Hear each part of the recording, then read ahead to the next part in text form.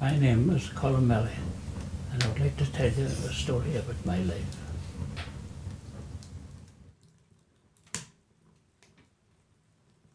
This story began in September 1923 when I was born in an area called the Rosses, which is situated along the northwest coast of Ireland.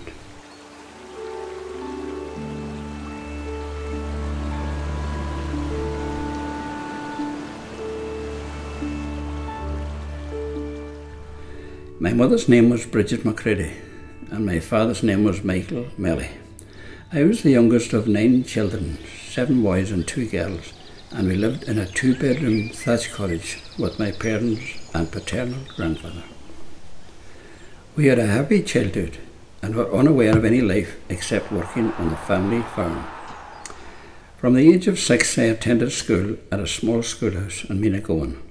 The school was firmly disciplined by the master, whom, when faced with a disruptive child, would punish him with a slap on the hand from the sally rod, a memorable lesson in the harsh realities of life. Although the master had a volatile nature, he had innovative ideas and stressed to us the importance of education, and that if we studied hard, we could make an easier living with a good education than labouring with a spade. Despite the master's advice, we had little choice or opportunity of attending secondary school, and handling spades was our destiny. As an adolescent, I emigrated to London to work on the construction of Heathrow Airport. My working hours were long and it was extremely difficult to adjust to a society so different from the rural Ireland that I was used to. After we had excavated the foundations of the new airport, we became restless and are ready to move on to a more familiar climate of the Scottish lowlands. My brother Paddy and I took a night train from London to Dumfries.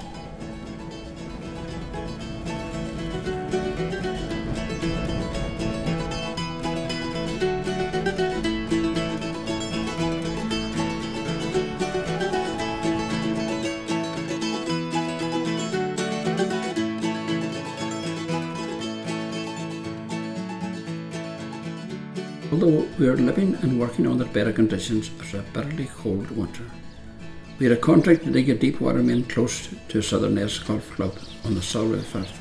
To get there, my brother and I bought a new AJS 350 motorcycle. The journey was precarious as the road was like a sheet of ice. When the Second World War ended, there was a transition period in the state of living, and I, along with many emigrants, returned to Ireland to start a family of my own.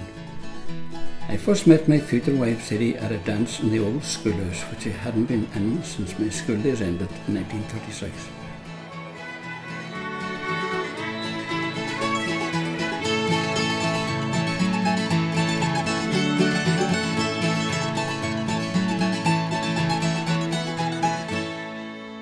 A year later, we married and let him make a word, and it was the happiest day of my life.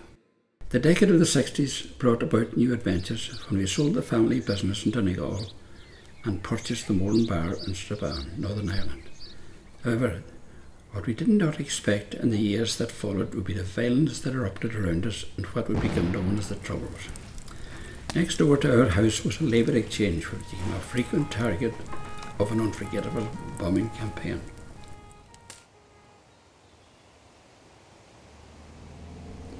In the early 70s it became obvious that the Troubles were far from over, and fearing for the safety of my family, I decided to return to the more peaceful environment of Donegal.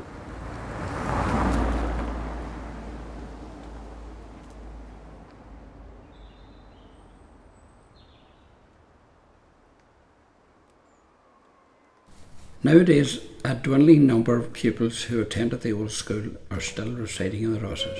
The majority of them emigrated in their teens and cherished a dream that someday they would return to Ireland and spend the remainder of their lives here. While many did not return to live out their lives in the Rosses, others who didn't return would make arrangements with their relatives to have their remains interred in their homeland at the end of their days.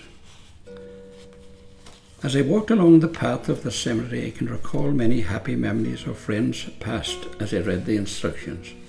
The faces of the deceased recalled to my mind like pictures from a Super 8 movie camera. One headstone had the names of my parents and my brother James and Michael.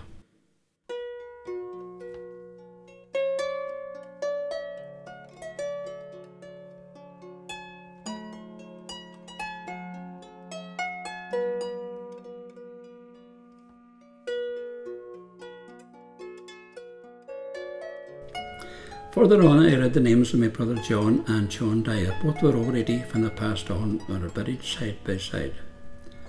As I walked away from the little gate between the old and the new cemetery, I can see engraved the names of many of the dance patrons from Murray's Hall as I pass along.